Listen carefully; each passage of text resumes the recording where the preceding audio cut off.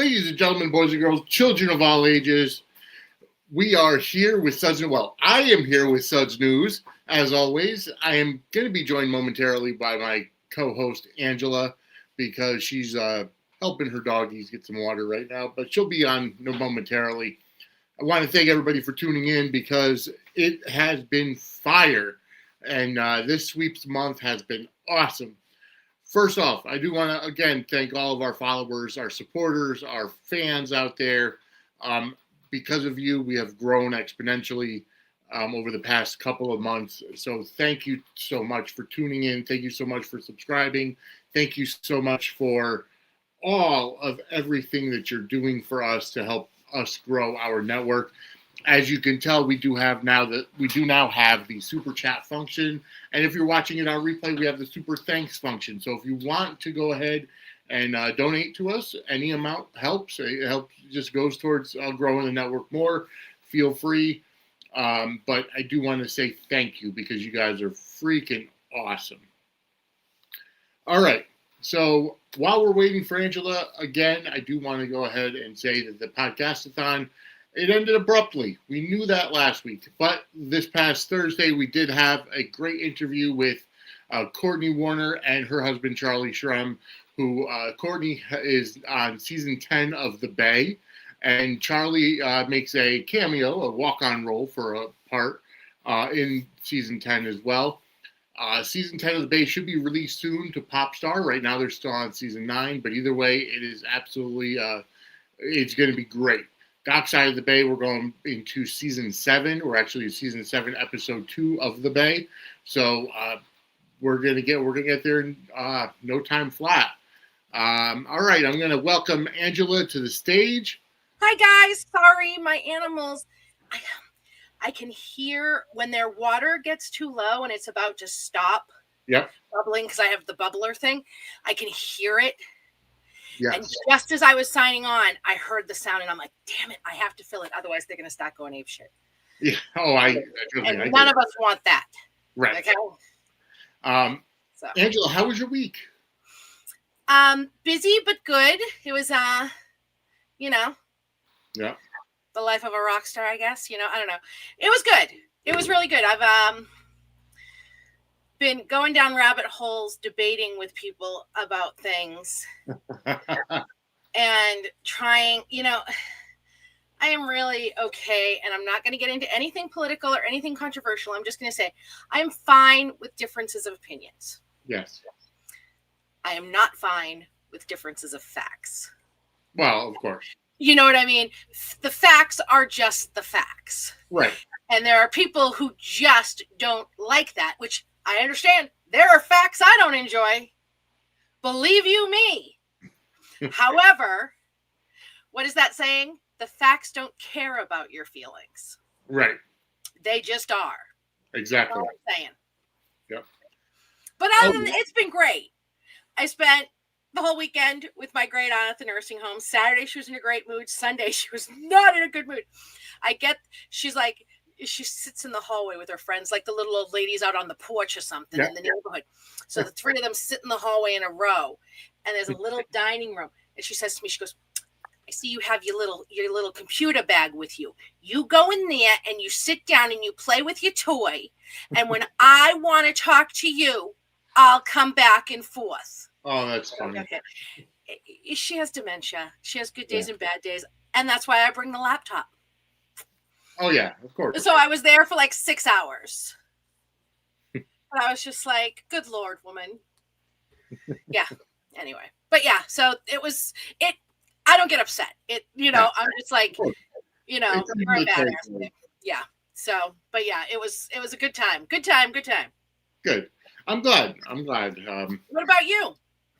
You know what? The week's been, leading up to Thanksgiving, working in retail food, and it's getting busy. We have our senior VP coming in tomorrow, so everything has to be spot on, perfect. And then, Thanksgiving obviously is only a week and a half away at this point, so it's amazing. And then only like 4 weeks until Christmas after that. So it's going to be a lot. Yeah. But I think most of us are ready. Yes. For this year to be over. Oh, most of us are ready to welcome in the new one. Yes, exactly. But I do want to, again, I want to welcome everybody to the chat. I see Susan in there. Hi, he says, hi, Vinny and Angela. Donna is in there. Another fine day for GH. Hi, Steve. Donna again with Corte, keep it up. Hello, Aisha. Welcome. And then Donna says, Jeannie, give her all her flowers. And we definitely will.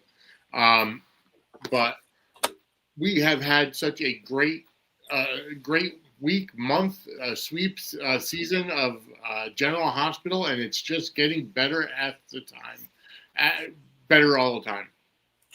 I just realized that I did not watch Wednesday or Thursday because of all the crap that was going on with the YouTube stuff. Oh, okay. I watched Friday. Because we watched Friday night, I just realized I didn't watch Wednesday and Thursday, but I'm gonna wing it. Okay. And I'm gonna watch them tonight. But yeah. All right. I was just like, that's one thing I was supposed to do this weekend that I totally forgot, and I'm just realizing now. Good timing, Ann. I mean, as you all have found out, YouTube TV and Disney, ABC have come to an agreement. Yes. So the Disney, ABC, ESPN channels are back on YouTube TV. So that debacle is now over. It remains to be seen if they're going to adopt the ESPN Unlimited into the plan, but I don't know. That they'll probably roll out at some point. But at least the channels are there, and we can watch the daily episodes of General Hospital. Yeah. Hi, Jeannie. Welcome to the chat. Again, folks, like I said at the top of the show, I want to thank all of the fans and supporters because you guys are awesome. We're growing by leaps and bounds. We've gained over almost 400 subscribers within the past 3 weeks. So it's been growing steadily. And again, the super chat function is there, and feel free to help us out if you feel like it. But either way, we did raise a total of $245 for Samantha's Friends. And I did mention that going forward, every dog bandana and every dog cuddle buddy that's sold from our merchandise shop, which is merch.suds-media.com, any of those that are sold, the proceeds go directly to Samantha's Friends for good. So if you want to support Samantha's Friends, go to merch.suds-media.com, and any doggy bandana from any of our logos or any doggy cuddle buddy with any of our logos is bought. The proceeds go to Samantha's Friends. So that's a great thing going forward. Yeah. Hi, Chad. Yes, GH. Well, Disney is back on YouTube TV for those in America. So that's where it is. GH is not on Disney, but the Disney channels are back on YouTube TV. So that's the big thing there. But before we get into actually any General Hospital news, I want to go over something. Cameron Matheson had an interview with Michael Fairman this past week. And apparently it's been causing some backlash. And apparently he was saying that his 19-year-old daughter is feeling uncomfortable with the amount of hate that Cameron Matheson gets on a daily basis from the quote unquote fans. And so, again, Michael Fairman put this out, and just a couple things that the hateful comments towards him, meaning Cameron himself, deeply affect his daughter Layla. And Cameron says, remember, everyone, it's just a character, and I'm just doing my job. Now, the biggest backlash comes from people blaming him for not understanding that it's real versus real. Right. Because, so a lot of this stems from way back when the story was first starting, and he was talking about how Drew and Willa were going to be a super couple, and yada, yada, and how, super couples on soaps, typically start off with bad stuff and, Right. and brought up Luke and Laura. Cameron Matheson was saying what he was told to say. And he wasn't saying Drew and Willow were Luke and Laura. He wasn't saying that. He was just making the parallel to couples that don't start off star-crossed love, and because he's promoting the show, he's promoting his storyline, which they don't like. They're going to show their asses all over Twitter and or social media or in public and try to blame him. Right. Because they're like, well, he doesn't understand real from. This man has been doing this a long time. Yes. And he is an actor who he played anything they give him. Yeah. He played 100%, period. You might not like how he plays it. I happen to adore it. I get that that's subjective. Mm-hmm. But he plays it. He doesn't downplay it. He doesn't try to make himself the good guy. He fully commits. Right. And once he realized that he wasn't a good guy, he committed to it. Because he did originally say that he thought he and Willow were the heroes, the good people. And that was what they were told. Because he's talked about how he has gone to the writers to, make sure that he has the motivation and the proper thing. The story has evolved. Yep. And as that has happened, he has evolved what he said. He is not playing against the script. He's not talking against the script. He is going by what he is told about his storyline and promoting it. Yes. Exactly. And here's my thing too. Even if Cameron Matheson couldn't tell real from real, because there are actors who can't on that show. I'm not going to name names, but we all know. Even if Cameron Matheson couldn't tell real from real, that does not excuse the soap fans from it. Right. That does not absolve their behavior. So that's what I want to kind of go ahead and branch off of, because somebody reposted it, and this is at MacMac3719 saying, articles like this really annoy me. If it wasn't for fans being so passionate about a show, there would be no damn show. Fans definitely know real, R-E-E-L, from real, R-E-A-L. And Cameron Matheson also didn't help the situation from the get-go. This chastising fans BS gets so old. I replied, you're wrong on one account. A lot of fans don't know real from real. Like all the quote-unquote fans who attack Laura Wright, Cynthia Watros, and multiple other actors. Granted, his daughter should know his character is meant to be hated. But it's that doesn't excuse character being hated, though. Right. It's that they are hating him. Yes. People have thrown things at him in the grocery store. And that's the thing. And they reply hateful things to him. Mm-hmm. On his social media, and then his daughter sees it. Yep. I would let somebody upset one of my children. Yeah. They better hope God doesn't give me strength, because then he's also going to need to give me bail money. The funny part is that the soaps have gotten more wrestling than wrestling has, because in the days, the heel wrestlers would go out in public and keep kayfabe, and they would be attacked because that was part of their gimmick, was keeping the gimmick alive. Whether it was Jim Cornette in the Midnight Express, or Bobby the Brain Heenan, or anybody from that era who wanted to be hated, that was part of it. These people are on soap operas that are knowing they're actors. Right. So why are fans, and I use that term loosely because those aren't fans. Those are clearly people that are just looking for Cocoa Puffs. Because the thing is that if you said anything about their fave, if somebody did to their fave, they would not excuse it. Right. then it would be, oh my God, how dare you? Right. So why can't we just all say no one does this to any of the actors, whether we like the actor or not? Right. I have actors on that show that I despise the person Right. that plays them with the fire to fuel a supernova. I do. Yep. But I don't hate on them in their social media. No. And if I have interaction with them, I act like I have sense and a mother that raised me. Yes. You know what I mean?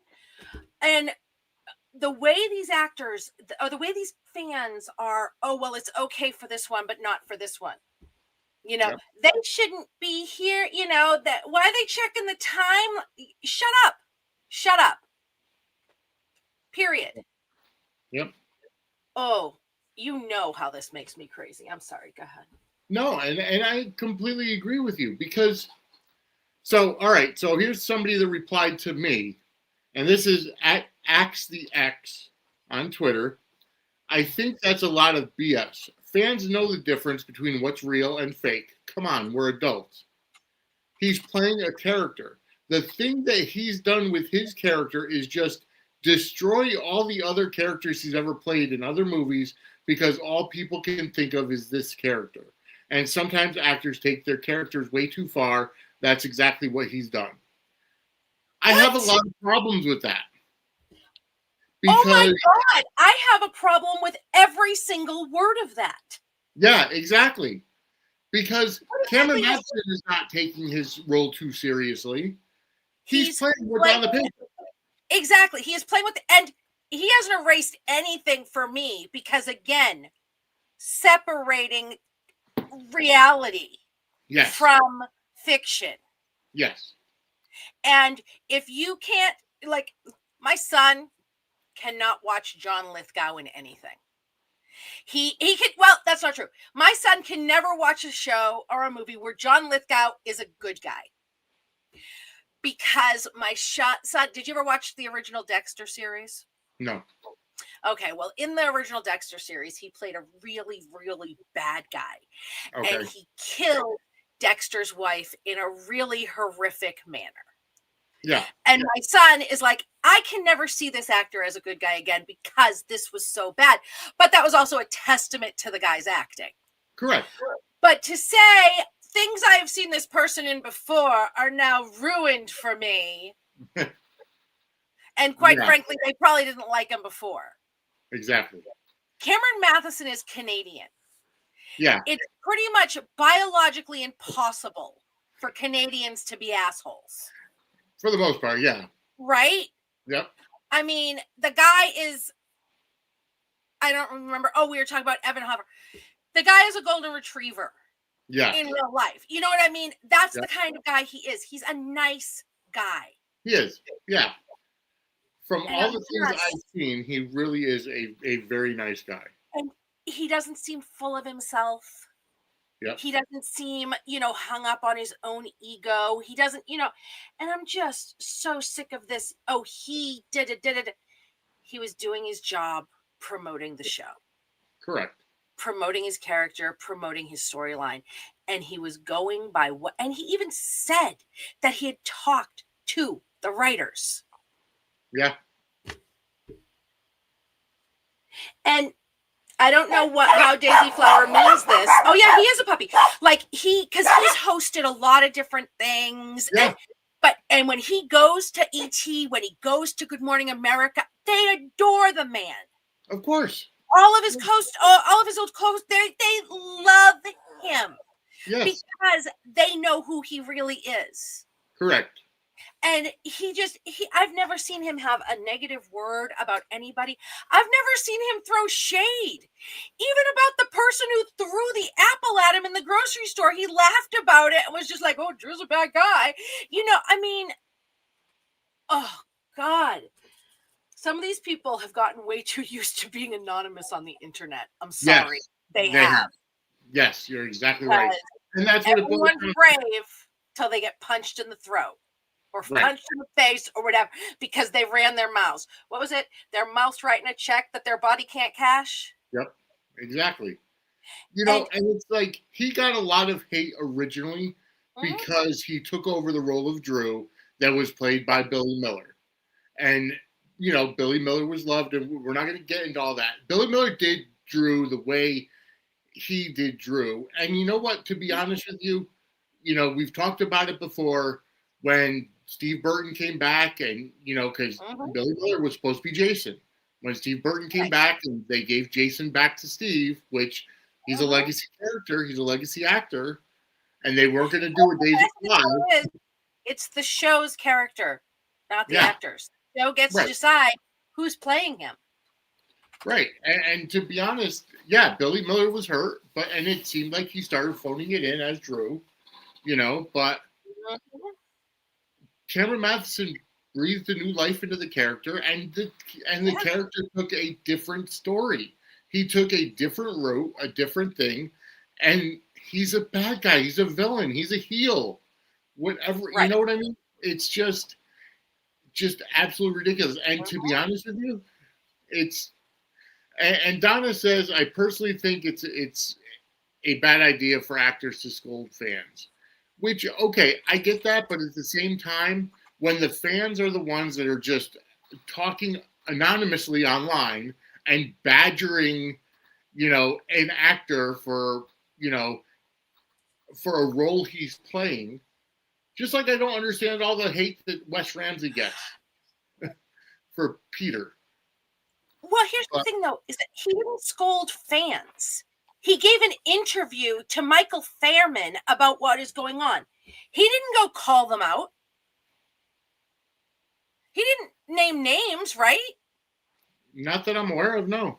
I mean, he just talked about his daughter being upset. So he wasn't like, he was just saying, and I think that's perfectly fine because I've seen actors call people out for things that they shouldn't. But I also think that actors should be allowed to call. I mean, Laura Wright there's horrible things that are said to her sometimes. And sometimes she sees it and she's just like, dude, that's not okay.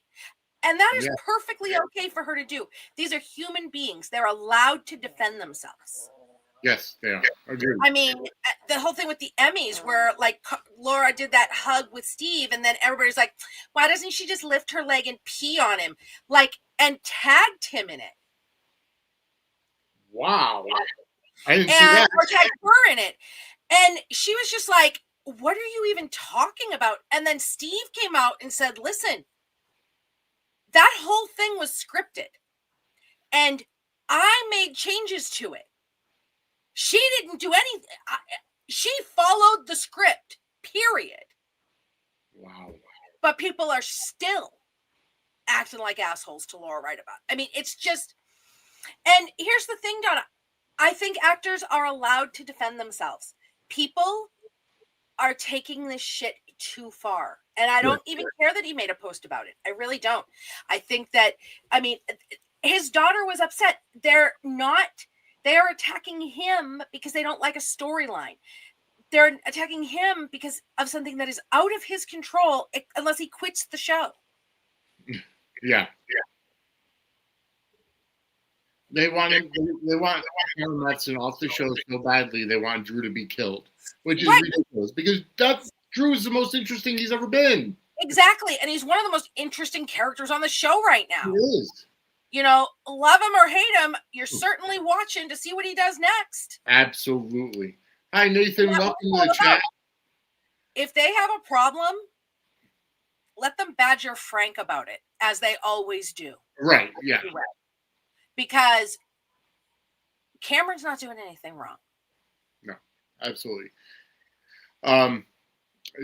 Just kind of catching up on the chat. Chad says, what? None of that makes any sense. Exactly. It shouldn't be a problem. Yes, if you can separate fiction from reality, thank you as a Canadian. Daisy Flower says, watch him do interviews on ET.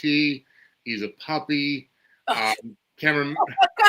You're right, Daisy. You see her last comment? They couldn't try that with Eric Braeden. Eric Braeden would rip them a verbal new. Their mama would feel the pain Eric Braeden would inflict on them. Yep. He does not get Eric. Eric would fight a fan if they pulled shit with him face to face. He would fight them, and he's in his 80s, and he's like, "I'm taking you down." Yeah. I wouldn't mess with him. Hi, His Laura. daughter does not need to stay off social media. She's 19 years old, Donna. That's ridiculous. Come on. Yeah, no, it's Donna, I love you, and I know that you're feeling a sort of way right now because of something else with another actor, but this one is not on Cameron, and it's not on his daughter. She's 19 years old. Why should she stay off social media? You don't think that fans shouldn't be assholes to the actors in their social media? no, fans should not be. Chad chimes in with, it's no wonder a lot of actors don't want to be on social media dealing with toxic attacks. When it starts to trickle down and affect people the actor cares about, they have a right to defend. Exactly. And thank you, Laura. I'm glad you're catching this live as well. Yes. And I mean, Cameron's been dealing with this for what, coming on at least a year and a half, coming on 2 years now. Yeah. Because of the stuff with Willow. And this is the first time that he's really bitched about it at all. Most of the time he's just laughing it off. Yep. Yeah. You know, but I don't even think they were the kids in the slow class. I think they were the kids. They're the entitled kids that think they can just say whatever the hell they want to anybody and there's not going to be a repercussion for it. Exactly. No, you're exactly right. We have seen many celebrities, drop off social media because of the toxicity of the fan bases. Whether, and I said it before, whether it's Soap Twitter, whether it's the internet wrestling community, Kat Dennings, she's an actor. She was on Two Broke Girls. She's on Shifting Gears with Tim Allen right now. She came out, I want to say about 2 years ago, and she was watching a WWE PLE SummerSlam or something and said, I think I'm a wrestling fan now.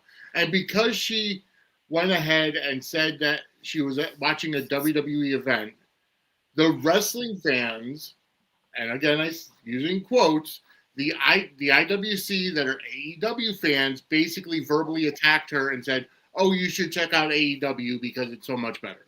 And to the point where she deactivated her Twitter. And it's like, it's ridiculous. In 2021, Laura Wright deactivated her Twitter for a little while. And it was because of the amount of hate. Everybody hated Peter and they were attacking her. So she took a social media break off of Twitter for a while. And like her Instagram, she can control if there are comments or not, but her Twitter, but she left Twitter for a couple months to like get away from it for a little while.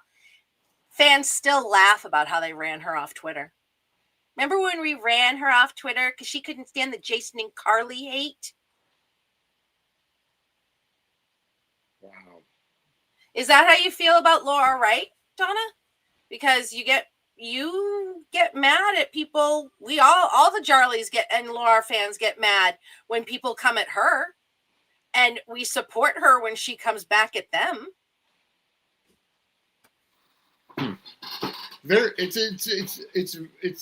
I don't even see it as a very controversial issue. But Del J, welcome to the chat. I heard a rumor the actor who plays Isaiah may be leaving. Have you heard that?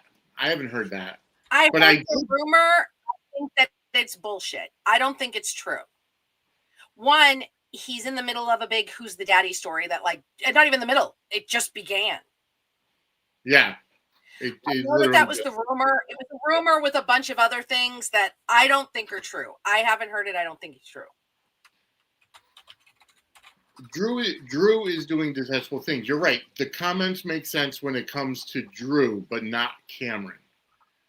That's where I feel the line. And you know what? To be honest with you, when you're 19 years old and you live on social media and your father is an actor, the fans shouldn't be attacking Cameron, but again, a 19-year-old should understand the difference, in my opinion. Right, but Laura Wright also defends herself, Donna. When people come at her too much, she defends herself. When people take personal swipes at her, she defends herself right to them. I've seen her on Twitter, you've seen her on Twitter, and we all cheer her on. Yeah. It's not just about calling out, she defends her co-stars as well. But if people come at her, she will occasionally go, oh, that's real nice. Or so, you know what I mean? She swipes back at people, and it's okay because they're coming at her. She doesn't care what they say about Carly. Cameron is not doing detestable things. Drew is doing detestable things, but they are saying horrible things about Cameron to Cameron, not about Drew. He doesn't care what they say about Drew. It's what they're saying about him. Yeah, that's a hot button topic. All right, let's move on from this because I'm about to get I don't want to get into really freaking angry. So I also, so Daisy says, have you heard anything about Grayson McCouch coming to GH? I know he was on a number of years ago. He was a WSB agent. I thought he was killed, that WSB agent that he was Grayson McCouch, was he? No, was he on GH? I thought he was on As the World Turns. I thought he played a WSB agent. Oh, wait, yeah, he was Kyle Slow in 2015 for 22 episodes. It wouldn't surprise me if he's a WS. It would not surprise me. I haven't heard anything about it. I will look into it. I would love it. I absolutely adore the man. So we'll see. But I haven't heard anything. But it would make sense if they were going to bring on new WSB agents, and God knows they can absolutely say somebody wasn't killed. Well, that's true, especially if they're WSB. Yeah, exactly. But yeah, folks, I do want to let's move on to General Hospital. I didn't mean to get everybody into an uproar tonight, but I did want to at least bring it up because, like I said, unfortunately, wrestling has become more soap opera-like, and soap opera has become more wrestling-like at this point. But we've got a lot to go over with General Hospital. We're already a half hour into the show. We haven't gotten to anything yet. However, I do want to say that I did see the rumor that Jen Kai has been taken off contract. So it's not a rumor; it is confirmed. Okay, it is confirmed. Off contract. But that doesn't mean he's gone. It's just he's recurring. Right. Although, I mean, there was a lot of potential there, in my opinion. But it just seems like watching today's episode, it almost felt like the Kai and Trina scenes were just shoehorned in. Like it didn't really fit into the flow of the show. Well, I don't know. I don't know. It fit in the show for me, but they also felt very plot pointy. Yeah. You know what I mean? Some scenes seem more plot pointy than. Yeah. I think they're going to do Valentin, but we'll get there, Daisy. So Del J says, I hope they give us something to indicate Drew has bad feelings about his treatment of Scout or something to ease some of the character's bad behavior. See, my thing is that I think that, okay, let me start this. Drew is 100% wrong in pretty much everything he's doing. Yes. But I also think he truly thinks he's right. Yeah. I think he truly thinks that he's protecting Scout. I think he truly thinks that, him and Willow have this pure, beautiful love. Mm-hmm. Yep. And you know what I mean? So, I think he truly believes these things. Yeah. And well, that's the mark of a good villain is that they think they're doing right, even though they're doing wrong. If you had Cesar Faison, he would have said that he had the world's most purest love for Anna Devane. And they were star-crossed lovers, practically Romeo and Juliet, you know what I mean? And he truly believed it. Yes. He was a psychopath. Correct. You know what I mean? And Drew's not quite there.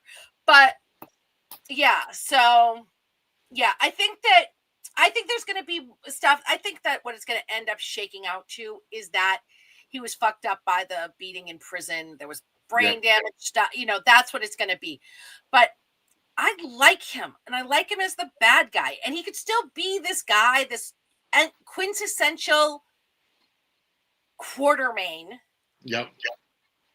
And love and adore that little girl. Yeah. Edward loved his kids. Alan and Monica loved their, you know what I mean? Yes. Bad guys can love their kids. Alcazar loved his kid. Sonny, no, bad example. I mean, look at Sidwell. He adores Marco. Yes. Exactly. So you can be a bad guy or, you know, not a good guy and still love your kids and be as good a father as a bad guy can be. Exactly. So and again, Drew thinks that he's doing right by Scout by keeping, you know, Danny away from her because of, you know, the bad influence. You know, I mean, honestly, on paper, keeping your daughter away from Hitman, isn't a bad thing. No, it's not. You know, yeah, great. The Hitman with the heart of gold. I remember my ex-husband and I sometimes went round and round about my Uncle Jimmy because he had worked for Whitey Bulger. And I mean, by the time my kids were born, it was, you know, Whitey was already in jail and stuff. But my ex-husband was like, even when we were together, he was a hitman. He killed people. I'm like, yeah, but he doesn't now. And he doesn't do it to family. It's just the other bad guy, you know what I mean? So, and believe me, I totally understand how crazy that sounds. But this year, we're having a big family Christmas party in December, and that same uncle is the one who's playing Santa Claus. He's dressing up as Santa Claus, and the kids are all going to go nuts for it, and it'll be totally believable. Yeah. This is how it is. But on paper, it's not wrong to not want your small child not around somebody who professionally kills for a living. Right. All right. The chat is going wild. We got a couple of different concepts in there. Chad says, what's your feeling about Rick wanting to make peace with Sonny for the kids and working Rocco's case? Do you trust him? I'm skeptical. Yes. Love him helping Rocco going after Turner. Well, this is the thing about Rick. Rick is kind of similar to Drew in a way. Yes. Is that he's always felt you know, in the shadow of the other brother. He's always felt lesser than the other brother. Mm-hmm. And like when Rick came to town, he was desperate for a relationship with Sonny. That's all he wanted. He wanted Sonny to be his brother. He wanted, you know, and he was very, very jealous of Jason because Jason was in that role for Sonny. Yeah. And, you know, Rick's fucked up. I mean, all good soap characters are fucked up. That's how they're good. Of course. But, you know, I truly think, and Rick's gotten much less evil with age. Yes. You know, he's a long way from putting somebody in the panic room. Yes. You know, even the blackmail, you know, come on, it's money. Yeah, of course. And it was a crime of opportunity. It's not even like he orchestrated the damn thing. Correct. You know, so Rick has mellowed, and I do believe that he wants that relationship with Sonny, that he wants to, I do. And I think a lot of that also, you know, because a lot of that change came with Rick when Molly was born. Yes. When he had his child, when he had that tangible. And I think that since, he's grown since then, and, and he's older and mellowed now. And I do think, yeah. No, I definitely agree with you. And it's, and I believe that he wants peace with Sonny. And you know what? To be honest, I think the digital detox in Alexis's basement. Really, You mean his wandering in the woods, drinking the Kool-Aid? Exactly. Yeah, his wandering in the woods with the ball gag in his mouth, really turned something for him when he realized that he wasn't going to press charges on Ava and Alexis and Christina. I think that's kind of what he put family first. He did. He put Molly first. Yeah. And that's the thing, is he put Molly first. And he, he threw himself on the sword and humiliated himself to do it. Yes, he did. You know what I mean? He really did. And it was great. I loved it. And then even today, he's going to, he's willing to make a deal with Alexis and help Alexis out to help Rocco. Right. Yes. Even after what Alexis just did to him. Yeah. And, it's, and we'll get into that because obviously that's the thumbnail picture is Rocco in court. And holy cow. So that's going to open up a whole big thing with Dalton now, because Dalton going to the cops after the fact to say there was so much damage and, digital files destroyed and yada, yada, yada. He just made himself public enemy number one to Sonny and Sidwell. I have a theory. Dalton's going to end up in the Pine Barrens. Yeah, well, I don't even think it's going to be the Pine Barrens. I think he's going to be discovered. The Pine Barrens is where nobody's discovered. I have a feeling that what he did today with Laura, Sidwell ordered him to do. I think what he did with Rocco, Sidwell ordered him to do. Because Sidwell wants revenge on Laura. Sidwell wants to hurt Laura. And what happened today does. And then I think Sidwell's going to kill Dalton and frame Laura for it. Ooh, because Dalton betrayed him or tried to betray him. Yeah. With Britt. Right. So I don't think she's going to accidentally run him over. I think that he's going to die and she's going to be framed for it. I think Sidwell is the mechanic behind all of this. I think because the thing with Dalton is that it seemed like he was staging it. Yeah. You know what I mean? And I think that he was ordered to. I think that Sidwell ordered him to do it. Yeah. And the same with the lab thing with Rocco. And I think that, he's trying to hurt Laura with the election. And when that doesn't work, because I think Laura will probably win, although this could make her lose. I don't know. But if she, I could see him killing two birds with one stone because Dalton betrayed him. So Dalton's going to have to die. Yeah.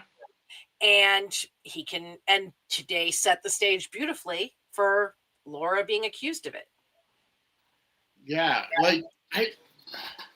That's a great theory because I didn't even think that deep into it because when Marco called Sidwell afterwards and saying that it was a mess, the court case, I really thought that Dalton went into business for himself. Yeah. Because, and you know what?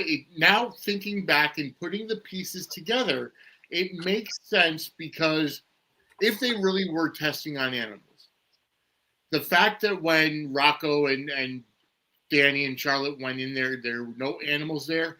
They were already sanitizing the lab. Exactly. So they moved all the animals out. They moved everything that was incriminating out so that the whole idea of not bringing the cops into, searching the lab, that was... So they could later stage the scene. Okay. Yep. So that just makes...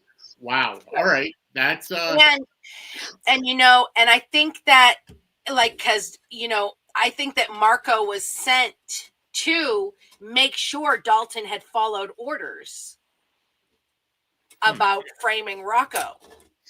I wonder because Sidwell couldn't go and double. He had no reason to be there. Marco had an excuse about why he would be there. Yeah.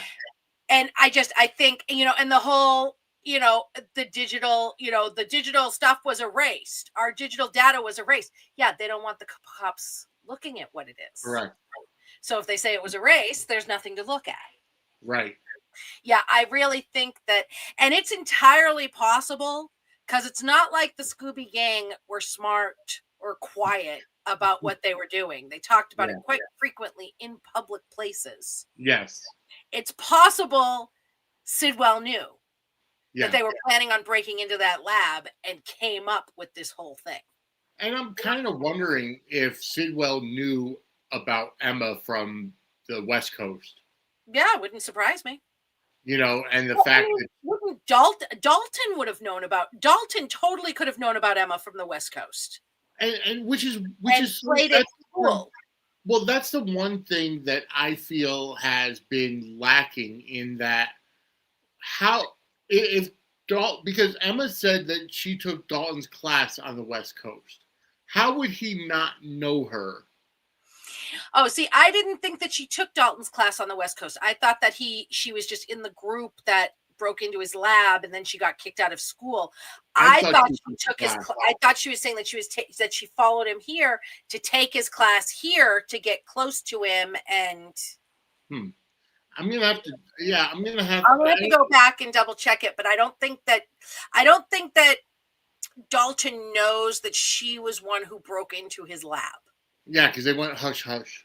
Right. They went completely hush hush on it. Joss only copied the files on his phone.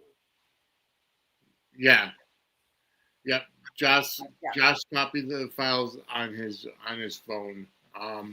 Yeah. So, I mean, that's where Outback came from. So for Daisy saying there was never any animals, Outback escaped. At least that's my thought. That's yeah. It wasn't the theory that Outback escaped. Yeah, I think that there were absolutely animals. I think that they were moved, or if there weren't animals, it's because they had evolved beyond that testing already. That could be. Yeah. You know what I mean? He had finished the animal testing, and now they're on to human trials or something. And maybe that's where Nathan came from. Right. And who knows? Maybe. I mean, I think that lab was definitely sanitized. Yes. Yeah. Looking back, you're right. Yeah. So I don't remember Dalton saying it was good to see her. Yeah, I'll have to go back and see their first scenes again. So, Chad asked, didn't Sidwell ask Dalton to drop the charges against Rocco? Yes, that's the phone call that we saw. That Sidwell told Dalton to drop the charges against Rocco. Mm-hmm. Well, who knows? Maybe it could have been a face-to-face meeting or something else that we did not see. And hi, Coretta. Or maybe it's also possible that Dalton went against Sidwell. Yeah. And he did this, and he, is trying to make it up to Sidwell with Laura by having her lose. Yeah. And there's a lot of stuff going on that's going on behind the scenes and under the guise of darkness and everything. Because I didn't see Wednesday and Thursday, so that Sidwell Dalton stuff might have been something I didn't see. It was. But I mean, I still think that Dalton's thing today was staged. And Sidwell in the promo this week, have you seen this week's promo? I did. Yeah. Sidwell's yelling that somebody betrayed him. So here's the conversation between Sidwell and Dalton. Mm-hmm. There was a phone conversation, and Sidwell told Dalton, "I need you to," because Britt went to Sidwell and said, "Have Dalton drop the charges against Rocco." Mm-hmm. And when Sidwell called Dalton and said, "I need you to drop the charges," and Dalton's like, "No, he's going to pay for breaking into the lab." Yada, yada, yada.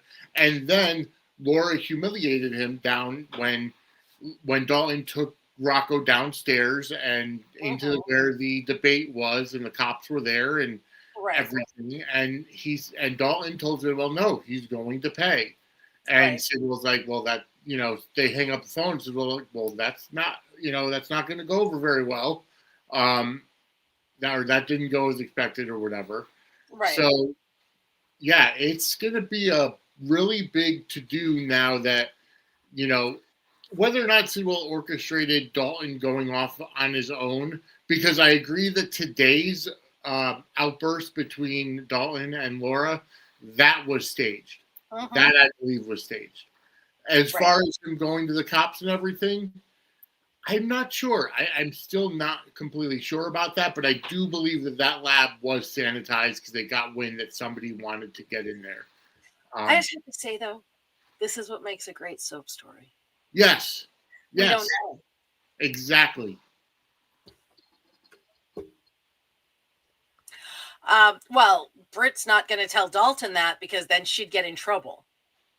Yeah. And here's the thing. Britt doesn't want Rocco in trouble. Britt doesn't want James in danger. But Britt wants nothing more than she wants to protect her own ass. Yes. Exactly. That's the thing. Yeah. She could absolutely step in and take the... She could say, oh, I gave that to Rocco to have him go drop something off for, she could do it, but she's not going to risk her own standing with whoever she's working for. Correct. Not for anybody. Yeah. No, you're right. Amazing. Right. And Daisy, you're right. Sidwell told Dalton to drop the charges because it would bring attention to the lab. The police would start an investigation. But the way that everything was bumbled, as always, with the PCPD. I don't understand how the PCPD don't immediately take crime pictures of the lab when they hear it's been broken into. Correct. Actually, I do. It's the PCPD. They're morons. You're right, Laura. There are a lot of questions about Britt. And remember, folks, if you are enjoying our show and you want to help, you want to donate to the cause and just support the channel, we do have the super chat function. So go ahead and hit that little box with the $sign in it, and you can donate whatever you want to our network and help us continue to bring you fantastic episodes like tonight and Dockside at the Bay and so on and so forth as we move forward. We got 119 people currently watching. Thank you so much for tuning in. You guys are fantastic, and you guys are awesome. And if you're not subscribed to us on YouTube, go to suds-media.com because that brings you to the YouTube channel. Hit that subscribe button. Turn on the notification bells. If you're watching this later on, there is that box with a $sign for a super thanks or a super sticker or one of the things, whatever it is there. But you can help the network and donate and just help us to continue to provide you some great productions here for Suds News, because we enjoy doing this. It's fun. Yes, we do. We love talking about General Hospital. We could do it forever. And Daisy, I think that I feel the same way. I think Dalton blindsided with the Rocco. Did he blindside him? Because you just said that Dalton told Sidwell no. Well, if he told Sidwell no on the phone, then he didn't blindside him. No, you're right. He did tell Sidwell no, but I think Sidwell's the kind of person where he's like... He expected that he was going to say no because he was mad, but then do what he was told. Yeah. Yes, exactly. Which is, again, that's the ego of the villain. So Chad asks, here's a question that came up to you. Why didn't Britt just tell... Oh, we already... Yeah, we already talked about that. Yeah, because she's not going to do that because that can get her in trouble with her boss, with Sidwell, and Dalton isn't happy about working for Britt, so he would absolutely make sure that the bosses knew that she exposed the lab. Oh, absolutely. And Britt is not going to put herself in trouble for anybody, even if it is a kid. Yeah, she's not. No, you're absolutely right. You're absolutely right. So. All right. let's see, what else do we have? So today, I saw it in the chat earlier. I think it was Donna who said, she said, today I gave up on Dante. I've given up on Dante many, many, many, many times. Yeah.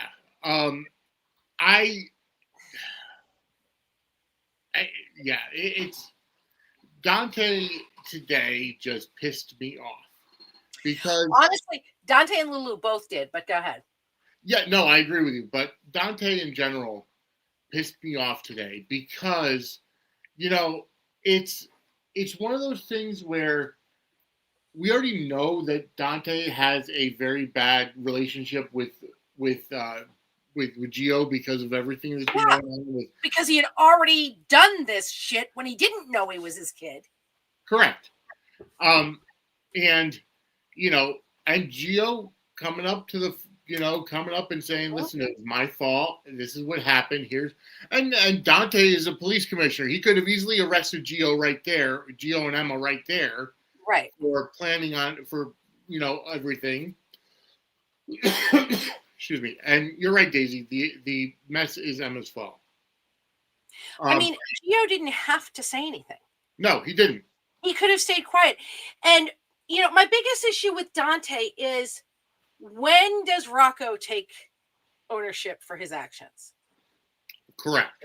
He's not 5. No. I understand that he's a teenager, but Gio is not that much older. No, he's not. And, Dante wanted Michael to take, the blame for what he had done as a teenager. Yes, exactly. It's freaking Dante. I'm just like, he is so much his father's fucking son. And I really wanted after Gio left, I really wanted Brooklyn to smack the taste out of his mouth. That could still happen. He just started talking to us again. Yep, exactly. What is wrong with you? Chad says someone said the PCPD would win the award for "We'll get him next time." And Daisy, I know we said earlier tonight, Emma would have made a horrible. There'd also be a narrator voiceover. They did not get them next time. Correct.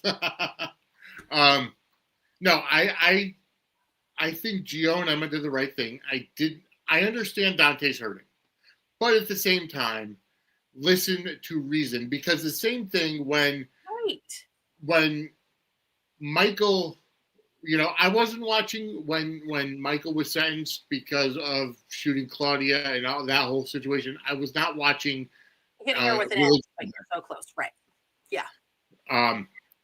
But I do know how it happened and what happened, and Dante wanted Michael to take accountability. Well, no, Dante didn't care about Michael taking accountability. Dante wanted to get Sonny out of trouble. Even though Dante lied about Sonny shooting him. Right. Yeah. So Sonny wouldn't get in trouble. So he's very selective in who has to take accountability. You know what I mean? So it wasn't about Michael taking accountability. It was about saving Sonny. Wow. And it was just saving Sonny after not insisting Sonny take accountability. Yeah. And he never has Sonny take accountability, and Sonny is the grownest of the grown-ass men. Yes. That's what pisses me off about Dante. I'd be more likely to not want to punch him in the throat if he was consistent. I like Rocco. Finn Carr has been fantastic in the role of Rocco. Although I have to laugh because the grandchild of Luke Spencer and Sonny Corinthos is a very timid, kind-hearted, young man. Well, it's because he takes after his grandmother Laura more than Luke. Yeah, exactly. Yeah, I mean, Lucky was the same way. Lucky took more after Laura. Lulu took more after Luke. Yeah. When I'm talking about when they're younger, Lucky's a little bit more, danger driven now, but he was much more sensitive. Like, correct. That makes me crazy too, Lara. everybody talking about, how violent Michael is because the Claudia. I'm like, what?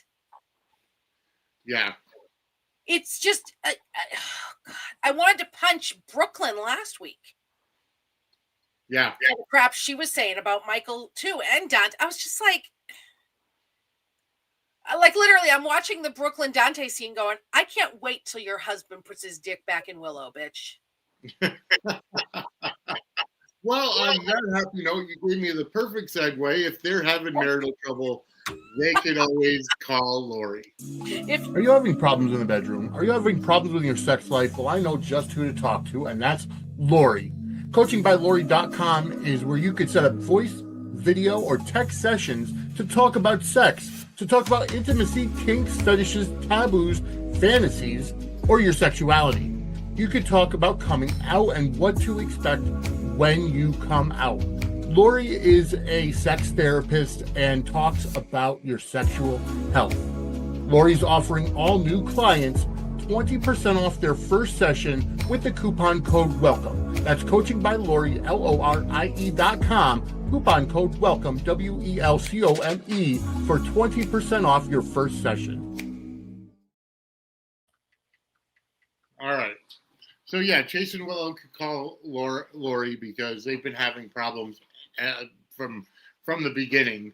And with Chase, Chase and Brooklyn, but Chase and Willow, Chase getting so close to Willow to the point where he's obsessed with getting her off of this charge, and whatever. I mean, we still don't know exactly who shot Drew. We still don't know whether it's Michael or whether it's, whatever, or Willow, or we don't know for sure. All feelings point to Willow, but who knows? We still don't know. And you're right, Lara. I saw it online. It's so true. I didn't even think of Rocco's grandparents being Luke and Sonny. And Daisy says he's repeating his past with Nell. And that's right. I forgot Chase and Nell had a thing. Yeah, I mean, I don't know. I kind of think that his thing with Willow is because her thing is that she loves the hero. Yes. And I think he wants to be someone's hero. Yeah. You know what I mean? And he doesn't get that as much from Brooklyn. No. They have a different dynamic. But there's a part of him that wants to be the big, strong hero guy. And I also think he's intimidated because Brooklyn has more money than he does. She doesn't need him. Correct. Daisy with a Z says, Daisy with a Z, welcome to the chat, says, so I guess there being a Brooklyn Dante hookup has been squashed, at least for now. No, I still think that they're going to be, she's mad at him. Together, actually. Yeah, I think that they're going to be hooking the two of them up when they're hooking Chase and Willow, Yeah. Well, she'll turn to him because I'm pretty sure it's going to be Chase screwing around first. Of course. And she'll turn to Dante in her. Yeah. Yeah. Laura says, I don't mind supporting Willow because she doesn't have a lot of people on her side, but he's going so overboard. And Daisy Flower, you're right. He was demoted because he helped Nell when she killed her first fiance.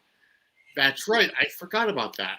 Well, my thing about the whole Willow doesn't have a whole lot of people on her side. One, yes, she does. And two, she doesn't deserve people on her side. Yeah. All right. And yeah, you're right, Chad. That was actually our What the Fudge moment of the week was just today. Sonny going off and saying, Sonny having the audacity to talk to Turner about people taking accountability for their actions. When has Sonny ever been held accountable? Well, I liked how Turner kind of said, then there are people who, walk free, never have to. And she was pointing that right at Sonny. The criminals who are never held accountable for their actions. And exactly. That was exactly a Sonny. Yeah, but that's Sonny. Right. Of course. Sonny is, yes, he wants the justice system to work for the innocent, but he doesn't want it working when it's the guilty. Right. Right. Yeah, he wants to keep everything sliding off of him, and the people he cares about, he wants to make sure they're they're out of jail as well. And but that just made that tickled me, because first, like, how could you betray a teenager and blindside a teenager like that? And then it's like, I'm sorry, but if I was in a position where the DA did something like that to my child or my grandchild, a fictional grandchild, I wouldn't be sitting on the bench talking with her afterwards and trying to flirt with her. Not only is it would not stop him from putting his dick in her. Who are you kidding? Well, no, I agree. Yeah, that's him. I agree. Fuck her today. Please. Come on. Ava. Yeah, on the crypt. Nina. Yes. Yep. Very true. Yeah, I can't. Yeah, Sonny does not. Sonny's priorities. Sonny, little Sonny, whatever child is his favorite. Wait, no. Latest piece of ass or wannabe piece of ass. Whatever child is his favorite. Yep. And go down the line of the kids. We're way down here now. That little Sonny's still way up here. Oh God, yeah. But yeah, amazingly, that was just made me laugh. That whole thing right there. And folks, the What the Fudge moment of the week is brought to you by What the Fudge Homemade Confections. If you're in the New Haven, Connecticut area or planning to travel through, go ahead to whatthefudgect.com or facebook.com/whatthefudgect. Order some great homemade fudge, especially for the holidays. Makes a great gift for Christmas or Hanukkah or Kwanzaa or whatever you may celebrate, or just because. It's made in a cottage kitchen, so unfortunately she cannot ship, but we could try to figure that out. There may be drops around the Connecticut area as well. So check it out. What the Fudge Homemade Confections, whatthefudgect.com. And I just tried her new I'm going to be trying her new eggnog fudge coming up this week, and I will definitely report that next week. Hi, Bob. Welcome to the chat. I know you've posted in here before. I think Chase is going after Michael because deep down he's mad Michael and Willow cheated on him. So why wouldn't he be mad at Willow too? That's my question. Chase? We'll see. Yeah. Come on. You are a man. I know it's a stereotype that men are either working on, behalf of themselves or their penis. Yeah. But there's a reason it's stereotype. That's very true. Yes. You are correct. There is that stereotype for a reason. Yeah. All right, so Daisy with a Z says, I'm hoping to see Dante acting as commissioner, have to fire Chase for his behavior regarding Willow. I don't know so much about that, but let's see. Daisy Flower says, Drew mentally and emotionally abused Wiley twice. Agreed. I completely agree. So, I mean, if Michael was the shooter, Michael had every reason in hell to go after Drew. If it turned out that he's the shooter. All right. Laura said, I still think it's Willow. I agree. I still think it's Willow. And I go back and forth about whether or not I think Drew knows, and I go back and forth about whether or not Willow remembers. But correct. I think she remembers, and I think Drew knows it was her, and I think Michael saw her do it. See, I don't think she remembers. I think it's just more along the lines of, I think she had a mental break. I really do. You see, I think she remembers because I think she put the gun back at the Quartermains. And I think Michael saw her put the gun. I think Michael saw her shoot Drew. And I think Michael either saw her put the gun back at the Quartermaines, or he saw her shoot Drew. So when the gun was back at the Quartermaines, he knew she had put it back. And I think Michael planted that gun back at Liz's. Yeah, I think he planted the gun, but I think he planted the gun back there because he was like, this bitch is trying to frame me for this. Correct. After I kept my mouth shut when I saw her. Yeah. So. Yeah, that does make sense. So I mean, it could have also been the idea that she recognized the gun, didn't realize why it was there, and brought it back. But again, that's assuming a lot of stuff. Yeah, I think that if they were my thing with I had thought like with the Sasha's baby stuff, that they were going to do the disassociation with her. Correct. But they didn't do it then, so I kind of don't know that they'll do it now. But maybe I think the whole gun thing. But maybe her putting the gun thing back was another episode. Exactly. That's my thought. So it still remains to be seen. And what's great is we're still guessing. Like there's nothing that we could say, oh, it's leading this way directly. It's great that we're still having this here. But folks, before we get into anything else, this has been a great episode. It's been over an hour already. We're still, midway through everything, but we still have to hop into our DeLorean. And as we go, sending you back to the future. And yes, today in General Hospital, and I'm sorry I cut you off before you finished saying what you were saying. Okay. I was just saying that it's a very special week in General Hospital history.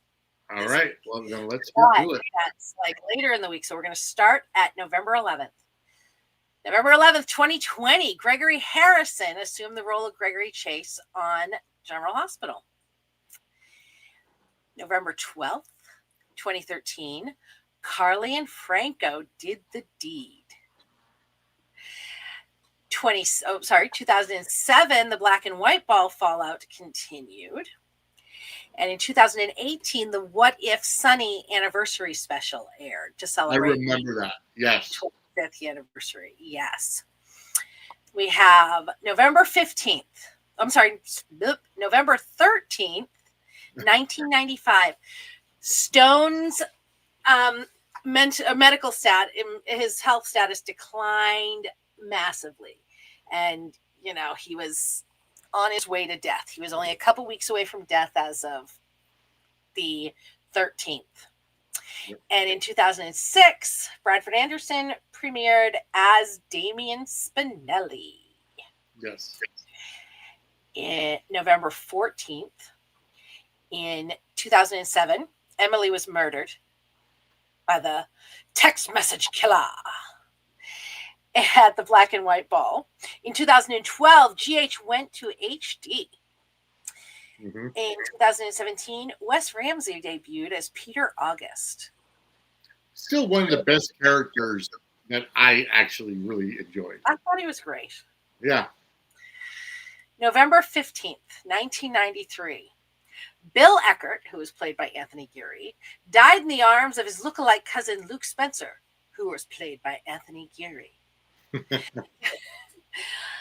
Anthony Geary was ready to come back. Jeannie Francis wasn't, so they gave him a new cousin that was his twin that look alike and yada yada.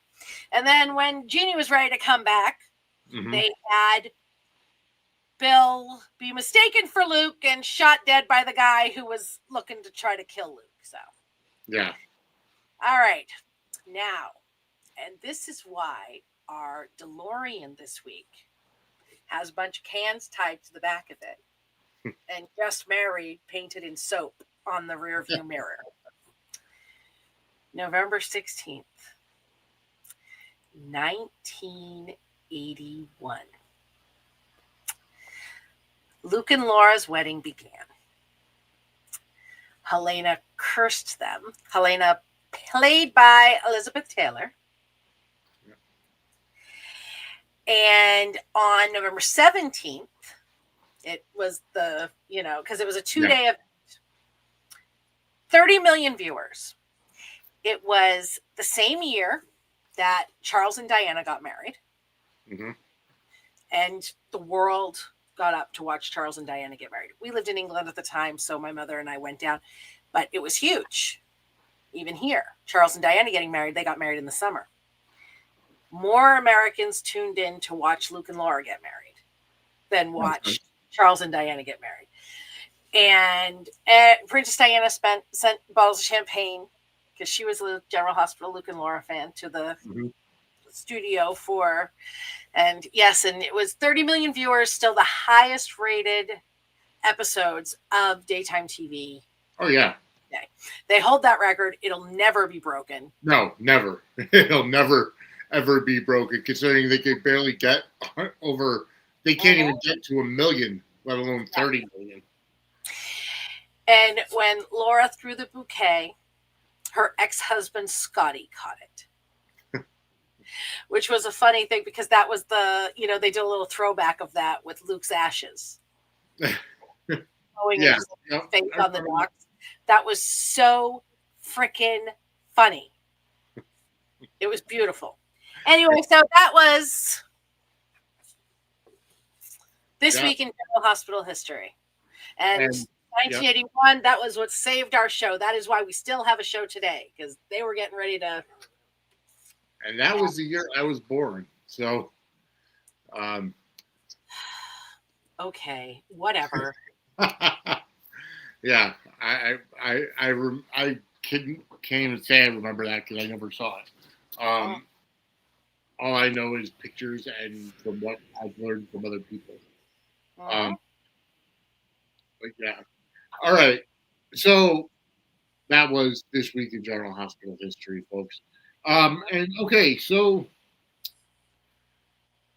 I mean, we've kind of covered a lot of stuff today. And all right, Portia and Curtis, it's still very blah. Sorry, who were you talking about? Sorry. Yeah, well, it kind of ties into the whole Trina Kai thing. Daisy with a Z, we did talk about that last week. Why Fanola is off Candace. You don't know exactly why. We don't know the reason, but she asked for time off. Yeah, exactly. So she's teaching. She's still teaching and directing, so I'm not imagining this is a health crisis. I've heard that she's really struggling with her grief over Tristan. So it would make sense that she wanted to step away from GH for a little while, because that's, where it's an open wound. It's not as present all around her at her teaching and directing gigs. So it could be that. It could just be that she's really busy with the teaching and directing. She canceled all of her events for the rest of the year, even charity events that she was going to do. So there's something going on, but I don't know. I think Alex makes the most sense, but we'll see. Yep. And I mean, we're not going to find out until she's ready to come back. Exactly. And so I mean, it makes sense, and it's okay. I mean, it's okay for her to. What was that? They're human beings. Oh, of course. They're human beings, and not to mention, it's like taking one player off the canvas just gives room for another story or another, person to be plugged in. It's okay. Fanola Hughes is not going anywhere in terms of leaving the show. It's just taking some time off, and it's all right. But speaking of directing, Kate Manzi is actually directing this Thursday's episode of General Hospital. Actually, isn't it tomorrow's? I thought it was Thursday. Okay, because I know it was the episode. It's an episode with Carly and Brennan, and they're on tomorrow. But I don't know if they're on Thursday too. I don't remember what the spoilers are. Let me just double check, because I remember. Let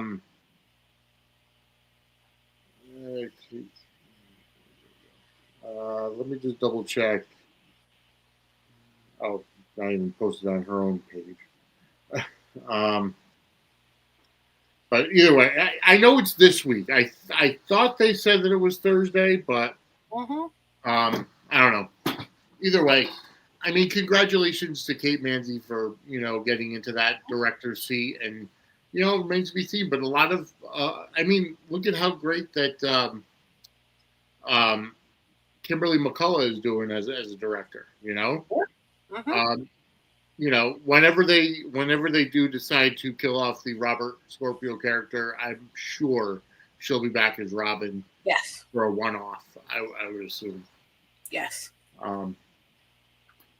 This episode, yesterday's episode of State of Mind came out with Jeannie Francis as the subject of Maurice Bernard's interview. I have not listened to it yet. It seems like it's going to be very well. I mean, it's getting a lot of high praises. And next week is part 2, and her husband's on it, Jonathan Frakes. Yes, I heard it was 2-parter. Yep. Mm-hmm. Yeah. Okay, so Lara asks, do you want Cesar Faison to be alive, or are you okay with his organization? Basically taking over his work. Mm-hmm. I mean, part of me selfishly would love to see Anders Hove on canvas as Cesar one last time, but he could just be retired and enjoying his life. Yeah, I don't want it to be Faison. I want I don't want it to be Faison. Yeah, I want him to be dead and it be his organization continuing. Because that makes the most sense. It's like you're going to get the rub just by using the name Faison. Mm-hmm. And now it creates a new supervillain. If it's Peter that comes back from the dead, if Nathan, is brainwashed, something to that effect, it kind of establishes a new villain they can go to rather than another, older veteran that just wants to live his life in peace. Yeah. So that's my thought. I mean, yeah, I'd love to see him on screen, but we don't need him, honestly. Yeah. I agree. I agree completely. So, okay. Daisy says it is Tuesday, so it would be tomorrow's episode that Kate Manzi is directing. So that's a good thing. Okay. So, yeah, like I was saying, the Portia and Curtis thing, it ties in with the Kai and Trina thing, and is Trina really that delusional to think that? I was really annoyed with Trina with Jordan. I was too. Yeah. I was like, are you two? Knock it off. Yeah. Your parents haven't even been together most of your life. Shut up. Right. Like it was. Does she really think that Jordan is the one getting? This whole thing is just maddening. And my thing about people who say things like this is that it really is taking agency away from her father. Yes. And also forgetting that Jordan was married to Curtis first. Correct. And when Jordan and Curtis started having problems before they were divorced, Portia was right there. Portia was right there waiting anticipating her turn. Yeah. So this whole thing is like, what? Yeah. It makes no sense. I would have liked her to be like, I'm not stealing your mother's husband. I'm taking mine back. Right. You know what I mean? Because I'm sorry, Trina's going to step to her that way. Portia should have put that little girl in her place, because that was just. Yeah, and Laura, you're right. I was annoyed about it. Also, Trina is an adult, but she's being written like a child. Mm-hmm. I mean, and that's just it. Like, there's no direction right now for the Trina character, in my opinion. Which, you know what? Yeah.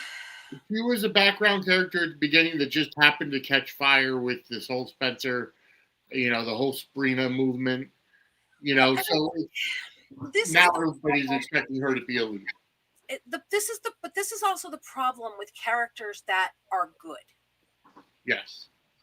There's really only so much you can do with them. Correct. You either got to make them messy, or they're just kind of to the side because they're not going to drive story. No.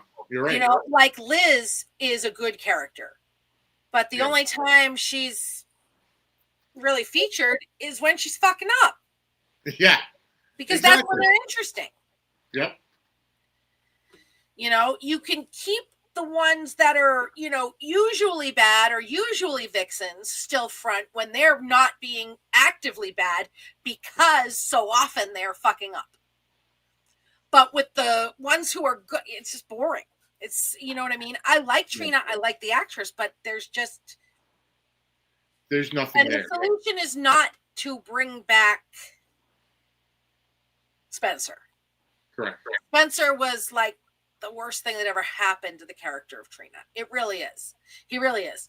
Aside from how he acted, the way their fans act, that she just can't be anything without him, they're going to end up getting her written off the show. Correct. But yeah, No, you're right. Yeah.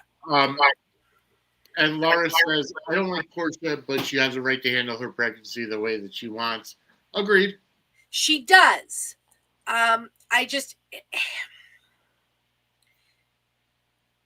She needs to tell those men. Yeah, exactly. She needs to tell those men. It's her pregnancy, but I am pro-choice. I am personally pro-life, but I vote pro-choice and I believe in pro-choice. And if she decided to terminate the pregnancy, I'm like, that is 100% her choice. But once she decided to keep the baby, yes, that baby has a father. Right. And that father is just as much a parent of that child as she is. He is, or as Portia is. And yes, while she's pregnant, she's young, but still, those men have the right to know what's going on. Yes. Or even if she just wants to tell one of them. Correct. And get the test run. Yes. Yep, you're right. But either way, she owes those men a conversation. No, you're exactly right. And Del J said earlier, pointing the finger at Portia is interesting since she saved Drew in surgery. Plus, she was with Isaiah. So if it comes to her, she has to provide the alibi that she was with Isaiah, which is obviously going to put the pregnancy in question, and the fact that she cheated on Curtis. You know, but I mean, they're separated at this point anyway, so it's really not a huge deal. But the whole idea of the pregnancy could possibly not be Curtis's. That's what she wants to avoid, potentially. And I get that, but my thing is also why. It's right. Not like she has to worry about him taking custody of, their small children that they're raising together. Right. It doesn't like she needs his money and she's worried that the prenup is going to be triggered. You know what I mean? This is just a story that there's no reason that she's not telling him. Correct. Other than the fact that she didn't tell him about her first pregnancy with Trina. Right. Well, also because she wants to be able to keep snarking at him about, well, I saw you kissing Jordan. Right, yeah. Like, I'm like, you had sex with somebody else. Right. And you didn't kiss Jordan until after the two of you said that your marriage was over. Woman. Yep. That shit annoys me. Yes, I agree. It's like when Sonny was giving Carly crap about Jason. Yeah. While lying to her about Nina. Correct. Yep. And she had been honest with him. Yeah. Oh, God. Yeah. Anyway. Yep. No, you're right. You're absolutely right. But, folks, I think we've covered just about everything, at least everything of interest. But Laura says, I agree that men deserve to know, but in my opinion, it should be on her timeline. Yeah, yes and no. I mean, I would want to know. I don't think that. I think once she decided to have that baby, because here's the thing too, is that today she gave Curtis the picture of the ultrasound. Yeah. He's falling in love with a child that might not be his. Correct. Yep. She saw the effect of this on Curtis, the child, and Taggart. Correct. Yeah. You know what I mean? And, and the thing is that, I'd be fine if it was on her timeline, if Curtis didn't know or whatever. And then what's going to happen when Isaiah finds out? Correct. Yeah. They work together. He's a doctor. Yeah. Stella figured it out. Liz come on. Britt figured it out. Yep. Is Isaiah the stupidest doctor to ever walk the earth? I mean, it's possible, but come on. I think that it was her timeline until she decided until people found out that it was no longer her timeline. And I know that it wasn't her choice for people to find out, but that's just the way the cookie crumbles sometimes. Yeah. Sean, no problem about getting late. You can always watch it in replay. She said, I'm seeing a whole Anna's kidnapping. I still think Brennan did it because he's low-key the head of the WSB, so he would have to know she was on assignment. I agree, but I don't know. We're not going to really get anything with the Anna kidnapping until Finola comes back. So she's just being written off canvas for right now. Daisy with a Z says she's waiting to see who the daddy is, to see which will be more advantageous to her. Then she'll lie if she has to. I know, but the thing is that Curtis doesn't know there's another option. Correct. As soon as Isaiah finds out that she's pregnant, he will know. Yes, he will. Yep. And Isaiah's going to be like, dude. Yeah, exactly. And here's the thing, too. Portia doesn't even know what's happening behind the scenes with getting ready to, say that she's the one who shot Drew. She's going to have to come clean about that alibi to keep her ass out of prison. She is. You're right. And that's what's going to kick into the high gear of the who's the daddy story. Yeah. Chad says Trina is like a child who wants her parents together when they're too old to be like, mommy needs to go to be with daddy. Yeah. She obviously, though, doesn't know about Isaiah, but blaming Jordan was stupid.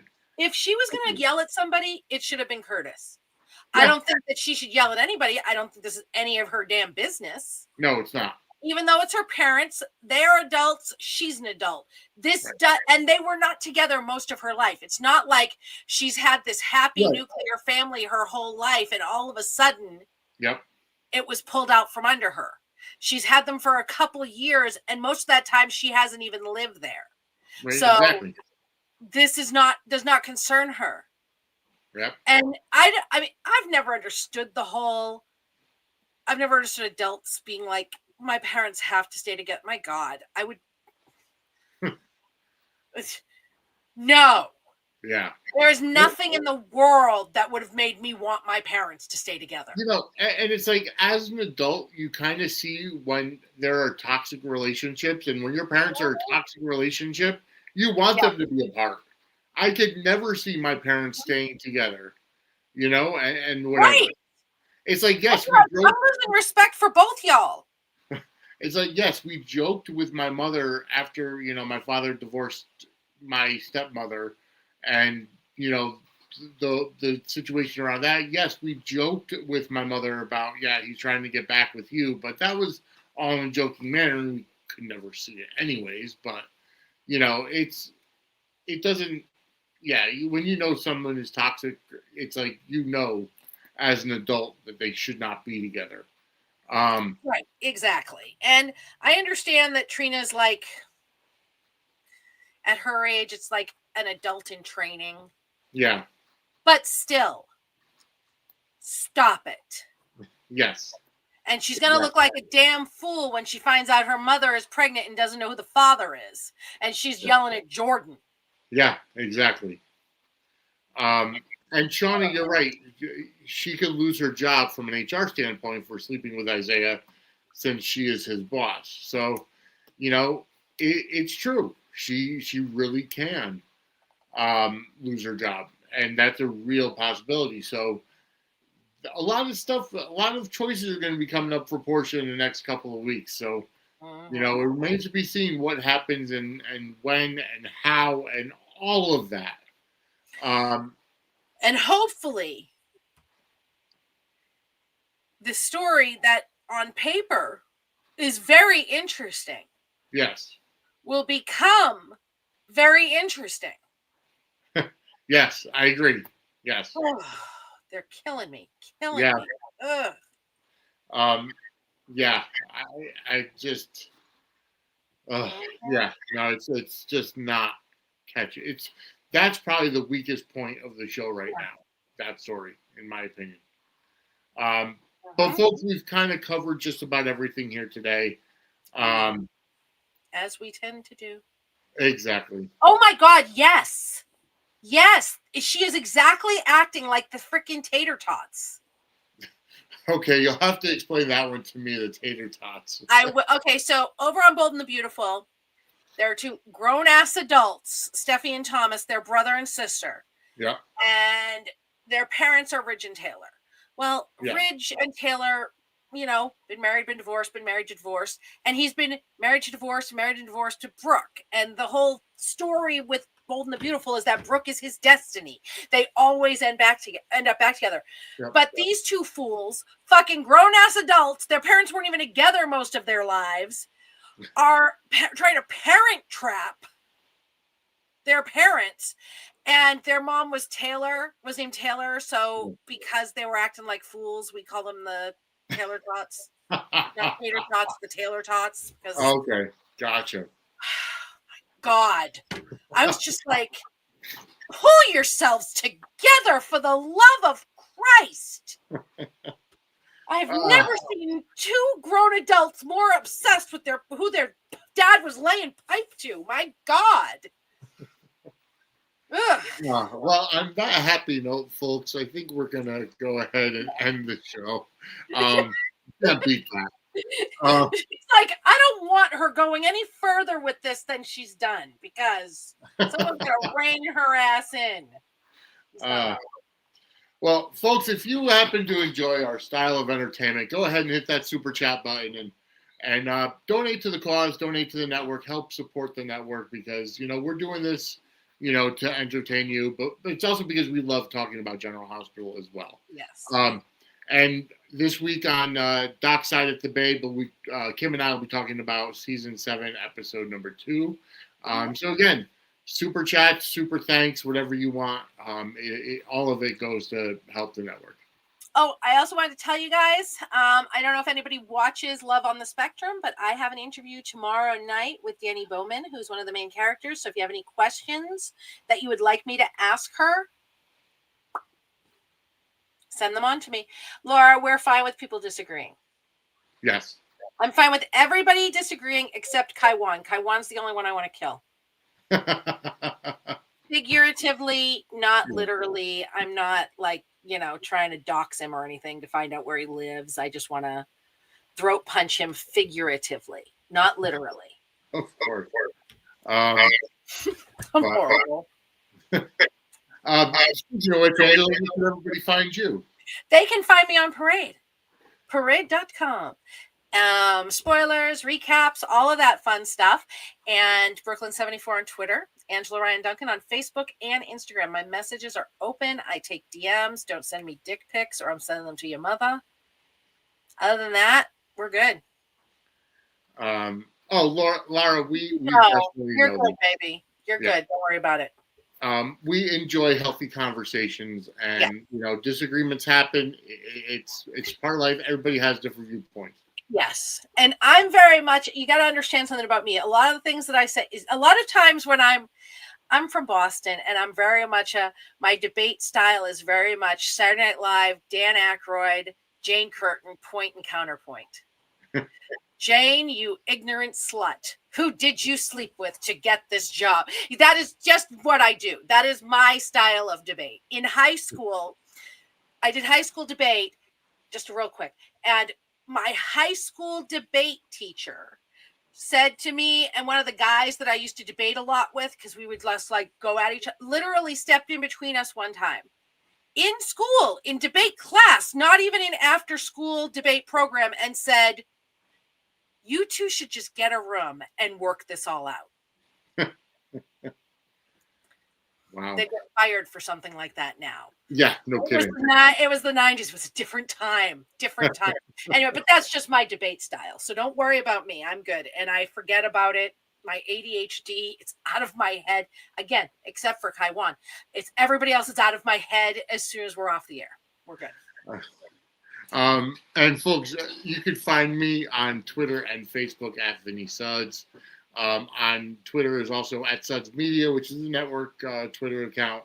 Again, you're watching us live on there as well. Let's see, there's Suds and Squared Circle Media on Facebook as well, and Instagram and Threads, which is at Suds and Squared Circle. On TikTok is at Suds_Media. I do have to start doing more with TikTok because that's a fun thing. We do post the teaser clips every week on there from both Suds News and Dockside at the Bay. Coming up next Saturday is Real American Freestyle number 2 on the 29th as well. Real American Freestyle number 3. So that Sunday night, the 30th, is going to be freestyling on Real American Freestyle, the 3rd episode, as we go over the results of RAF 03. And next Saturday, the 29th, is also Survivor Series from WWE. So, folks, we do have our hands in a lot of stuff, but either way, if you like what we're doing and you want to support the show, just go ahead and give us a super chat or a super thanks.